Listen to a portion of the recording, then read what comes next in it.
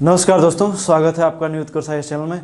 आज की इस वीडियो में आर की मुख्य परीक्षा से रिलेटेड मैं हिंदी आलेखन के ऊपर मैं आज वीडियो लेकर के आया हूं, जो काफ़ी इंपॉर्टेंट टॉपिक है, जिसमें आपको दिया रहेगा कोई लेटर वगैरह दिया रहेगा जिसका सारणी रूप में आपको बताना पड़ेगा कि सारणी रूप इसका बनाइए। तो ये काफ़ी इंपॉर्टेंट टॉपिक है और मुख्य परीक्षा के जो मैं बात करूँ तो करीब 15 नंबर का ये क्वेश्चन आता है और 15 नंबर में अगर जो आपने इसको अच्छे से बना दिया तो आपको अच्छे नंबर इसमें मिल जाएंगे। कि कितने भी कम दिए जाएंगे तो 13 तक आप अच्छे से पा सकते हैं, 13-14 आप बहुत अच्छा बने, 15 भी मिल सकते हैं। तो इसमें से देखिए टॉपिक अभी मैं बताऊंगा, इसमें कौन कौन से बातों को आपको ध्यान रखना है और कैसे इसमें नंबर अच्छे लाए जा सकते हैं, तो इनको भी बताएंगे हिंदी आलेखन में। इसके बाद के जो टॉपिक होंगे वो सरकारी पत्र है, अर्ध सरकारी पत्र है, उसके बाद में आप देखेंगे तो विज्ञप्ति वगैरह हैं। इन सभी के बारे में हम आगे सर्कुलर वगैरह जो भी हैं उनके बारे में आगे बताऊंगा आपको, लेकिन जो इस वीडियो में मैं आपको सारणी रूप में लिखने का तरीका आपको बताता हूँ कि सारणी रूप में लिखते कैसे हैं। तो आपके सामने परीक्षा में एक क्वेश्चन दिया रहेगा, क्वेश्चन आपको दिया रहेगा कि निम्नलिखित पत्र का सारणी रूप में सार लिखिए, सारणी रूप में दर्शाइए, इस तरीके से आपको प्रश्न मिल सकता है। तो एक पत्र आपके सामने दिया रहेगा और पत्र को देख करके आपको आइडिया लगाना है कि कैसे कैसे इसमें क्या क्या चीज़ें आपको लिखनी है, वो आपको आइडिया लगाना है। कहने का मतलब ये है कि इसमें से नंबर बिल्कुल फिक्स होते हैं, अगर एक बार आपने देख लिया तो कभी क्वेश्चन गलत होता नहीं किसी से भी। कहने का मतलब ये है कि आप अच्छा गेन कर सकते हैं। तो आपको जो क्वेश्चन रहेगा, क्वेश्चन के बाद में इस तरीके का कुछ आपको एक पत्र लिखा मिलेगा। क्या है? एक पत्र लिखा मिलेगा और पत्र को मैंने लिख दिया है और सभी चीज़ें आपको इस पत्र से ही मिल जाएंगी। आपको इसी का सारणी रूप में लिखना है, आखिर कैसे इसको सारणी रूप में लिख सकते हैं। तो पत्र में पहले आपको एक बार पढ़ दूं, उसके बाद में, और इधर मैंने सारणी बना रखी है, सारणी के बारे में आपको बता दूं। इसमें से एक क्रम संख्या का कॉलम है, एक पत्रांक है, दिनांक है, प्रेषक का पता, फिर प्राप्तकर्ता और मुख्य विषय है।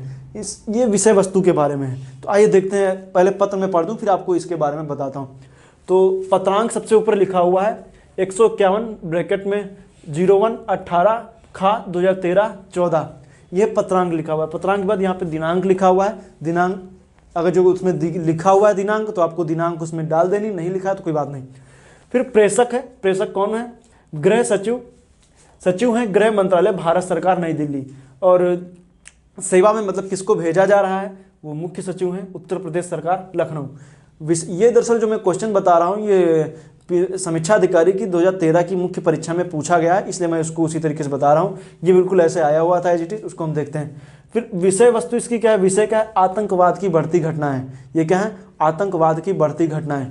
फिर हम आपको यहाँ पे महोदय लिखा मिलेगा, उसके बाद में आपको पूरा पत्र लिखा रहेगा। मैं पढ़ के सुना दे रहा हूँ, आपको नहीं दिख रहा हो तो मैं इसको पढ़ के सुना देता हूँ, फिर आपको इसके बारे में बताऊँगा। मुझे आपको यह सूचित करने का निर्देश हुआ है, मुझे आपको यह सूचित करने का निर्देश हुआ है कि भारत सरकार पिछले दिनों उत्तर प्रदेश में हुई आतंकवादी घटनाओं से अत्यधिक चिंतित है। इन आतंकी वारदातों में कुछ सांप्रदायिक संगठनों का हाथ प्रतीत होता है। अतः भारत सरकार का विचार है कि इस प्रकार की असामाजिक घटनाओं और संप्रदायवादी कट्टरपंथियों पर कड़ी नज़र रखी जाए। फिर आपको पैराग्राफ चेंज करना है और बिल्कुल ये जो एचटी जो लिखा हुआ है इसके ठीक नीचे लिखना है। लिखा हुआ मिलेगा उसमें, प्रदेश को यदि आतंकवाद से मुक्त करने में यदि अतिरिक्त बल की आवश्यकता हो तो भारत सरकार को सूचित करें, ताकि समय से प्रदेश की संवेदनशील स्थानों पर अर्धसैनिक बलों की तैनाती किया जा सके और भविष्य में ऐसी घटनाओं की पुनरावृत्ति ना हो सके। तो ये हो गया पत्र। फिर यहाँ पे बहुदीर्घ काखा गा लिखा रहता है क्योंकि इसमें नाम वगैरह नहीं लिखे रहते हैं, और यहाँ पे संख्या लिखी हुई है 1/35/73 गृह नई दिल्ली 2, और दिनांक फिर सूचनार्थ प्रति। ये तो खैर बात की बात है, पत्र लेखन में मैं आगे बताऊंगा आपको कैसे पत्र लेखन में कैसे कैसे इन सब चीज़ों को यूज करना है, वो मैं आगे के वीडियोस में बताऊंगा कि कैसे आपको सरकारी पत्र लिखने, कैसे असरकारी पत्र लिखने, उनका प्रारूप कैसा होता है, इन सभी के बारे में आगे इसके बारे में बताऊंगा। लेकिन ये क्वेश्चन है, ये क्या है? पूरा एक क्वेश्चन है। ये एक लिखा हुआ था निम्न का सारणी रूप में विस्तृत मतलब वर्णन कीजिए, तो ये तो आपको क्वेश्चन हो गया। क्वेश्चन के बाद अब इसको लिखना कैसे है, तो सबसे पहले आपको देखिए एग्जाम हॉल में जब आप जाएं तो आपको कुछ चीज़ें आपको अपने साथ लेकर के जरूर जानी है। एक तो हो गया स्केल, आप अपने साथ लेकर जाइए, एक पेंसिल लेकर के जाइए, एक रबड़ लेकर जाइए और ब्लू और ब्लैक पेन अपने साथ लेकर के जाइए। इतना मटेरियल आपको ले जाना जरूरी है। जब भी आप एक सारणी बनाएं, सारणी को आपको 6 कॉलम रखने हैं, 1 2 3 4 5 6 कॉलम रखने हैं। पहले आप एक जो ड्राफ्ट बनाएं उसमें उसको क्या करें, पेंसिल से बना लीजिए, मतलब जो कॉलम है इनको पेंसिल से आप बना लीजिए, क्योंकि अगर जो आप पेन का यूज करेंगे शुरुआत में तो कहीं गलती हो गई, और गलती हो गई अगर जो आप फ्रूट लगा दिया तो फिर वो आपके नंबर कम मिल जाएंगे, कहने का मतलब नंबर आपके काट लिए जाएंगे। तो इसलिए आप कोशिश करें कि पहले पेंसिल से बनाएं, पेंसिल से जब ड्राफ्ट बन जाए फिर उसको पेन से कर दीजिए, पेंसिल को मिटा दीजिए उससे। तो एक तो हो गई 6 मैंने बताया, इनको आप उसी तरीके से बना लीजिए। और जैसे आप वीडियो देख रहे हैं तो ये वाला जो लेटर मैंने लिखा है इसको एक कॉपी पर लिखिए। कॉपी पर लिखने के बाद जैसे मैंने सारणी बनाया इसको 6 कॉलम में डिवाइड कर लीजिए। 6 कॉलम में डिवाइड करने के बाद बिल्कुल जैसे सारणी बनी हुई उसमें देखना है कि क्रम भी याद रखेगा। सबसे पहले आपको क्रम संख्या, फिर पत्रांक, पत्रांक के बाद दिनांक, दिनांक के बाद प्रेषक का पता, फिर प्राप्तकर्ता, फिर विषय वस्तु। इस तरीके से आपको उसमें लिखना है।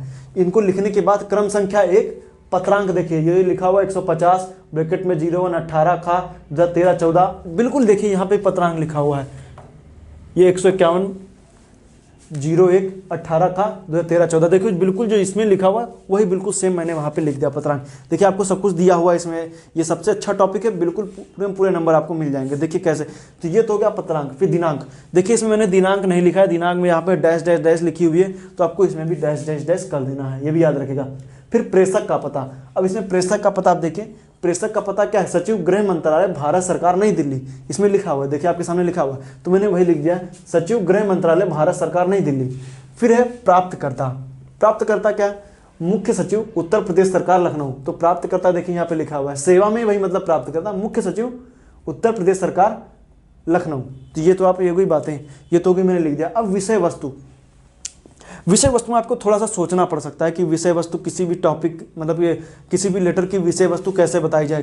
खैर इसमें एक विषय दिया रहता है, लेकिन अगर जब वही विषय आप लिख देंगे तो आपको नंबर थोड़ा कम मिलते हैं। तो आपको पूरे अच्छे से इस लेटर को अच्छे से पढ़ना है, पढ़ने के बाद में उसको आपको उसी विषय वस्तु, उसका सार आपको कहना क्या चाह रहा है इस लेटर में, उसके जरिए आपको वहाँ पर विषय वस्तु लिख देनी है। तो इसको पढ़िए। मुझे आपको यह सूचित करने का निर्देश हुआ है, और पिछले दिनों उत्तर प्रदेश में आतंकवादी घटनाएं से अत्यधिक चिंतित हैं, मतलब तो ये सब बातें जो इसमें कही गई हैं उनका सार तत्व क्या आता है। उत्तर प्रदेश में आतंकवादी घटनाएं क्या हैं, काफ़ी बढ़ गई हैं।